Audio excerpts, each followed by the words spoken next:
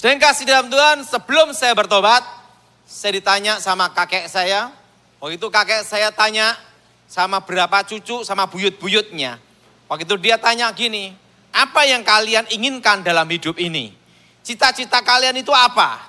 Ada yang berkata ingin jadi kapten pilot, ada yang jadi tentara, ada yang dokter. Suatu kali pas giliran saya ditanya, kamu ingin apa? Saya hanya ingin kekuatan, menemukan kekuatan yang sebenarnya. Langsung guru saya berkata sama saya, kalau kau minta kekuatan, berarti kamu yang ditakdirkan untuk menemukan kekuatan itu. Dan waktu itu guru saya berkata sama saya, kalau kamu menemukan kekuatan itu, maka kamu menemukan semuanya. Langsung dia baca mantra, tunjuk ilmu menghilang, ting menghilang, ting menghilang, ting menghilang. Dan dia berkata, inilah kekuatan yang sebenarnya. Nah setelah itu dia tunjukkan, dia ada gembok gini kan, bus, langsung lepas semua gemboknya. Inilah kekuatan. Nah setelah itu dia tunjukkan, ada batu kira-kira jarak 10 meter. Das, dipukul, hancur langsung. Inilah kekuatan. Saya tanya sama guru saya, guru, bagaimana supaya saya mendapat kekuatan itu? Guru saya berkata sama saya, kalau kamu yang mendapat kekuatan itu, ada harga yang harus dibayar. Kamu harus siap menderita, tersiksa, melebihi manusia normal. Dan kalau kamu tidak siap menderita, melebihi manusia normal, kamu tidak bisa menemukan kekuatan itu. Dan hanya ada dua pilihan kamu. Kamu lolos hidup, kamu tidak lolos mati. Itu aja jawabannya. Apa kamu siap untuk itu? Kalau kamu siap, akan kami latih. Kalau kamu tidak siap, silakan pergi. Lalu saya berkata sama guru saya ingin kekuatan itu. Sejak usia 9 tahun itulah, saya mengerti sebuah kekuatan. Di situ saya mulai belajar ilmu menghilang, ilmu kebal, berbagai macam kekuatan mistik. Dan di situ saya menemukan bahwa kekuatan itu harus dibayar dengan harga yang mahal. Nah setelah saya bertobat, saya tidak mencari yang lain. Saya mencari satu dulu, yaitu kuasa. Apa saudara? Kerajaan Allah bicara bukan dengan makanan atau minuman, tapi kuasa. Seseorang bertobat bukan karena doktrin. Waktu itu saya dipanggil Danjen Kopassus. Waktu itu Pramono Edi Wibowo berkata sama saya, Pak Daud, tunjukkan kekuatan itu. Tunjukkan kuasa itu, kekuatan dalam diri kamu. Kalau masalah pendeta, saya tahu banyak pendeta. Masalah ulama, saya tahu banyak ulama. Kalau masalah teori, saya tahu semua, banyak. Tapi saya memerlukan kekuatan supranatural yang sebenarnya. Bukti, kalau pendeta-pendeta terkenal, saya kenal semua, dia bilang gitu. Saya panggil pasti datang, dia bilang gitu. Tapi saya minta, buktikan kekuatan itu ada. Dan supaya saya tahu nyata kekuatan itu ada. Setelah itu ada perintah selanjutnya, dia bilang gitu. Apa yang ingin jenderal inginkan? Tunjukkan santet itu ada, kekuatan itu ada. Buktikan di depan saya. Ini yang susah. Kalau saya buktikan berarti saya kumat lagi, betul? Betul? Tunjukkan ilmu santet. Tapi kalau tidak buktikan, dia berkata, mana buktinya? Kalau kita ngomong sama kopral itu paling mudah. Tapi udah ngomong Danjen Kopassus, pasukan elit itu tidak mudah, betul? Orang pinter semua. Waktu itu saya berdoa, Tuhan gimana caranya? Saya bingung. Waktu saya berdoa, ada cahaya terang. Terang sekali. Saya doa, demi nama Yesus. Langsung cahaya itu berubah jadi paku. Pakunya ada di udara gini. Saya tahan gini. Jenderal perlu membuktikan kekuatan itu ada. Inilah kekuatan. Langsung pakunya gini, tepat di tangan saya gini, terbang. Nah saat itu jenderal berkata, ini perintah selanjutnya. Anda menjaga Presiden Republik Indonesia untuk menjaga keamanan NKRI. Makanya perlu dibuktikan kekuatan kemampuan Anda. Di situ saya baru mengerti. Kerajaan Tuhan bukan bicara makanan atau minuman. Tapi apa saudara? Kuasa. Apa saudara? Siapa yang setuju angkat tangan saudara? Kalau kita mau jujur, saudara boleh sekolah sampai luar negeri, Amerika, bila perlu sampai kutub utara, kutub selatan. Ujung-ujungnya yang dipakai dalam ilmu dagang, pengeluaran dan pemasukan. Betul? Betul? Artinya apa? Bukti. Teori itu waktu sekolah, praktek, belum tentu 5% ilmunya dipakai. Nah, bukan hanya teori. Mari kita buka Alkitab kita dan Kisah Para Rasul. Pasal 1 ayat 6 sampai dengan ke-9.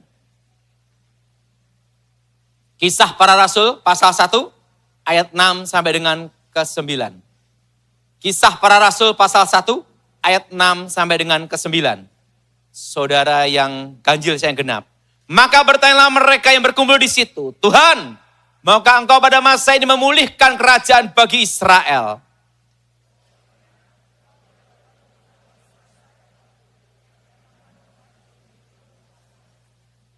Tetapi kamu menerima kuasa, Roh Kudus turun ke atas kamu, dan kamu menjadi saksiku di Yerusalem, dan seluruh Yudea, dan Samaria, dan sampai ke ujung bumi. Ayat 9 sudah baca. Kerajaan Elohim, kerajaan Tuhan, didirikan berdasarkan 12 rasul. Berapa saudara? Dan 12 rasul pun adalah 12 orang gagal. Saya beritahu, gagal. Pertama, Petrus menyangkal Yesus 3 kali. Betul? Kedua, Yudas menjual Yesus, berkhianat. 10 rasulnya, waktu Yesus ditangkap lari, bubar semua. Betul? Artinya 12 orang ini 12 orang gagal total. Dan mereka bukan dari kalangan bangsawan atau ahli teologi, profesor, doktor, kaburator, botak, bocor. Mereka adalah 12 orang miskin. Apa saudara? Apa saudara? 12 orang apa? 12 orang miskin. Mereka hidup di sekitar Danau Galilea. Dan mereka adalah para nelayan dan pemungut cukai. Mereka bukan siapa-siapa. Dan mereka bukan orang yang terpandang atau keturunan bangsawan. Dan mereka ikut Yesus dengan satu tujuan, merubah nasib. Karena mereka berharap kalau Yesus jadi raja, Petrus jadi jenderal perang. Yudas jadi menteri keuangan. Matius jadi dirjen pajak. Semua ingin punya posisi jabatan. Secara politik, secara kerajaan. Mereka ikut Yesus dengan harapan kalau Yesus jadi raja, maka mereka punya posisi penting dalam kerajaan. Tapi ingat, harapan mereka hilang waktu Yesus mati. Waktu Yesus mati, selesai. Tidak ada harapan. Waktu Yesus bangkit, mereka ada harapan. Kapan Yesus jadi raja? Waktu Yesus mau naik ke surga, mereka ingatkan lagi, Yesus, kapan kau memulihkan Israel? Artinya apa? Kapan kau jadi raja? Supaya kami ikut memerintah. Yesus berkata apa? Engkau tidak perlu tahu masa dan waktunya. Tapi yang perlu engkau tahu, kalau Roh Kudus turun ke atas kamu, kamu jadi saksiku di Yerusalem, Samaria, Yudea, sampai ke ujung bumi. Dan apa yang terjadi? Waktu Yesus naik ke surga, mereka melihat ke atas. Dan mereka memuji menyembah Tuhan. Pada hari Pentakosta, Roh Kudus turun. Ingat, Yudas diganti Matias. Waktu Roh Kudus turun, Petrus, seorang penakut, seorang pengecut, dipenuhi Roh Kudus. Sekali khotbah, langsung 3.000 orang bertobat. Doktrin adalah penyeimbang. Tapi nomor 1 tetap adalah kuasa. Nah, sehingga waktu saya bertobat, yang pertama kali saya cari adalah satu dulu. Kuasa. Apa saudara? Kuasa. Arti kekuatan yang sebenarnya. Banyak orang Kristen, ada yang ke gereja, hanya cari satu, doktrin. Ingat, doktrin tidak bisa mengubah hidup seseorang. Doktrin adalah pengetahuan supaya kita tidak sesat. Tapi yang mengubah hidup seseorang adalah kuasa. Sumber dari 9 karunia itu adalah Roh Kudus. Kalau Roh Kudus ada dalam diri kamu, maka 9 karunia itu ada dalam diri kamu. Tetapi yang perlu dilakukan adalah diaktifkan bagaimana cara mengalirkannya. Tapi kuncinya, kamu harus mengalami baptisan Roh Kudus. Yaitu dengan tanda mengenal bahasa roh. Pengaktifannya itu seperti keran air. Kalau keran air itu sering dipakai, begitu dibuka, gitu.